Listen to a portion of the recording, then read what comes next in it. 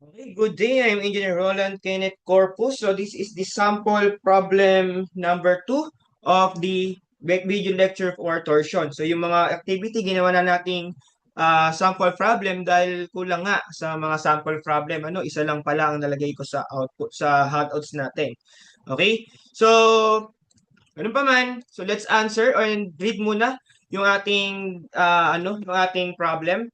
The steel shaft is formed by attaching a hollow shaft to a solid shaft determined by the maximum torque T that can be applied to the ends of the shaft without exceeding a shear stress of 70 megapascal or an angle of twist of 2.5 degree in a 3.5 millimeter length. Use G is equals to 83 gigapascal for steel. Okay, so step number 1, create a moment torsion diagram. So create vertical line and horizontal line. And determine kung saan tayo mag-start, left ba or right. So dito, walang problema kahit saan. So left tayo. And then tingin tayo dito, no? So tingin tayo dito, ito yung ano natin. So ito yung ito tayo, no, pag ganyan. So this is a clockwise direction. So if this is a clockwise direction, this is a counterclockwise direction. Okay? So kasi opposite silang dalawa. So ito ay clockwise, ito ay counterclockwise. So start tayo kay left. So left to right tayo. So left to right, ang positive natin ay clockwise. So therefore, meron tayo ditong counterclockwise. So negative tayo dito. Okay. So negative tayo dito. Ayan. Okay, so meron tayong negative T. So sir, ano gagawin namin dyan? Wala tayong torsion sa gitna na yan. So pag wala tayong torsion, diretso lang. Okay, huwag tayong matakot. Pag walang torsion, diretso lang. Okay, so diretso lang tayo hanggang sa magkaroon ulit tayo ng torsion dito. Bumaba tayo dito, nagkaroon tayo ng torsion dito. So diretso lang, and then yung torsion natin dito ay positive clockwise kaya taas tayo. So nag-zero tayo. So therefore, yan na yung ating torsion. Okay? So sabi natin ay meron daw tayong 70 megapascal for the shear stress. So check natin yung ating allowable torque. So meron tayong 70 is equal to, dito muna tayo sa side natin na yan. So that is 16. So this is an hollow circular. So sabi natin, ano yung formula natin for hollow circular? So 16 TD over 5 D raised to 4 minus D raised to 4. Okay? So outer diameter, yung malaking D, and yung maliit na D ay inner diameter. So ano yung malaking diameter natin? So ito ay, assume natin ito ay naka-Newton to. Assume na lang natin to na naka-Newton para hindi na tayo mamaya na lang tayo mag-convert, ano? Okay, kasi wala naman tayong required na ano ba yung gagamitin natin na unit. So, free tayo. So, therefore, gamitin natin yan ay assume natin na yan na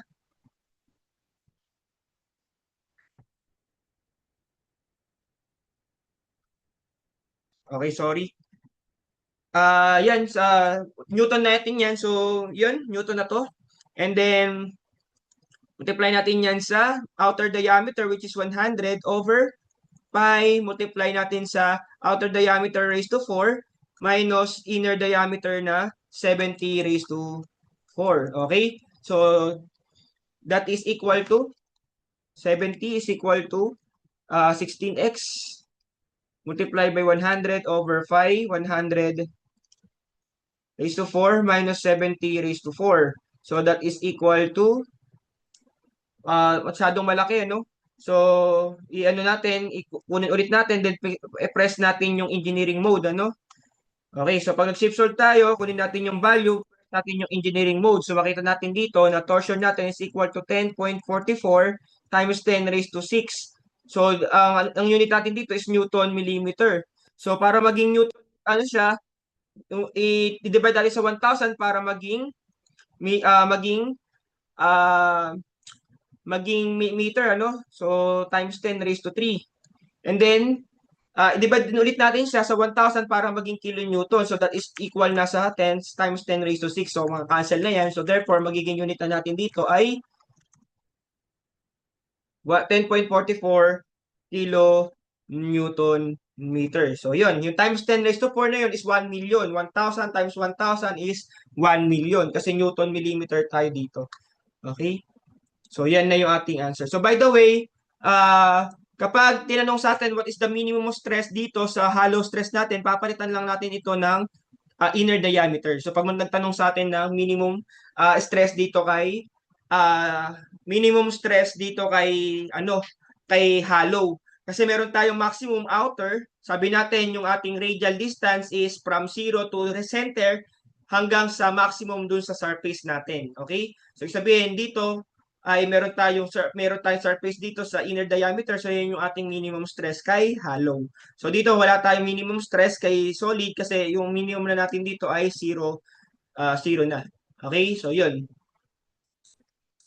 Okay, so meron na tayong isang T. So, tingnan naman natin yung so, tingnan naman natin ito. So, ito na yung torsion natin for yung side natin dito, no? So, ito, yung side dito. Then, punta naman tayo dun dito naman sa part na yan. So, 70 is equal to 16T multiply by 16T over 5, 70 cube. So, that is T is equal to, so 70 is equal to 16T, so 16x over 5, 70 cube. So bakit natin ito ginamit? Solid circular tayo. So, meron tayong 471. So, press AC or press AC and then answer. Then, press engineering mode. So, that is 4.71 times 10 raised to 6 Newton millimeter. So, pag times 10 raised to 6 na yan, automatic that will be kilonewton meter. So, bakit siya naging kilonewton meter? Kasi nga, multiply by 1,000 para maging meter, divide by 1,000 para maging meter, and divide 1,000 para maging kilonewton meter. So, therefore, ayan na, may mas bababa na tayo, no? Okay, so, meron tayong limited angle of twist na 2.5 degree. So, ang theta natin is equal to 2.5 degree. So, multiply by pi over 180. So, that is equal to 2.5 times pi over 180. So, that is equal to 0.0436 rad. Okay, so radian. So, 0.0436 is equal to TL over JG. So, meron tayong T. So, dito, sir, bakit hindi na natin consider yung negative sign dito?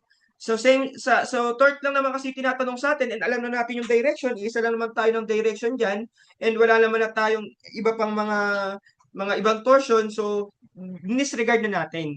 Okay? So, disregard na natin yung angle natin dito. Okay? So, hindi naman tayo nagbigay din ng direction dito. So, mapapansin natin, binigay sa atin dyan ay positive, walang direction. So, regardless na yung sign natin dyan. Okay? So, yung value na lang tayo dito. So, since isa na lang naman din tayo dito, net minus minus, so disregard na natin yung sign. Plus na lang tayo parehas. Applicable lang yan dito. Bakit? Kasi nga, isa lang yung torque natin dito. Isa lang yung value ng torque natin. Pag meron tayong multiple value of torques, dun tayo nagko-consider ng sign. Okay? So, dito kasi, hindi negligible na yung ating sign. Okay? So, sana naintindihan. So, meron tayong 2,000. Okay. So, dito naka-kilonewton meter tayo. So, alam naman natin na yung kilonewton meter na yan, so assume na natin na ito ay kilonewton meter. So, para madali na lang tayo dito, no? Hindi na natin convert mamaya. Okay? So, assume na natin ito ay kilonewton meter. So, assume natin ito ay naka-kilonewton meter. So, pag kilonewton meter, saan natin siya i-multiply? 1,000 times 1,000. So, that is equal to 10 raised to 6. Okay? So, ayan, multiply natin to sa 10 raised to 6. Then multiply by 2,000 over pi over 32. So hollow tayo. So therefore, 100 raised to 4 minus 70 raised to 4 multiply by 83 gigapascal. So that is 83,000 megapascal. Okay? So cancelin na natin yung 1,000 na yan and then cancelin na natin itong 1,000 na yan para medyo lumiit yung space natin. Okay? Kasi wala na tayong masyadong space dito. So 83 na lang yan. So ito 2 na lang. Then plus torque. So sabi natin times 10 natin sa raised to 6 para maging Newton millimeter kasi ang assumption natin ay Ito ay kilonewton meter na siya. Okay, so that is times 10 raised to 6 multiply by 1.5, then over 5 over 32 multiply by 170 raised to 4, then multiply by 83. So therefore, alam naman na natin to para magkaroon tayo ng space. Ayan, iangat natin to. Therefore, ang ating torsion is equal to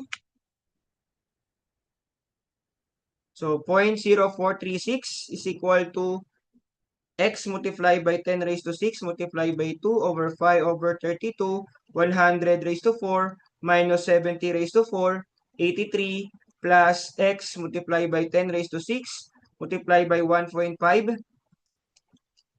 over 5 over 32, 70 raised to 4. So, hindi na kasya sa aking calculator. Sana umabot ka. 83. Yun, umabot. Okay, so ang ating torsion is equal to 4.001 kilonewton meter. So, ano yung naging value natin? In-assume na natin na ito ay kilonewton meter, kaya ang answer natin dito ay in kilonewton meter. So, therefore, ano ang mag-govern sa atin? 4 kilonewton meter. So, ito yung ating final answer. So, yung ating pinakamaliit ang mag-govern. So, ito na yung ating required torque. Okay? So, sana naintindihan natin So, yun. And gawin natin yung mga activity natin para ma-assess natin kung talaga bang naintindihan natin. So, meron pa tayong mga susunod na sample problem dahil marami ang ating sample problem for torsion. So, this is a 2-day discussion for torsion. Buong torsion is torsion, power transmission, and the indeterminate structure of torsion. Okay? So, thank you guys and meron pa tayong mga susunod na video.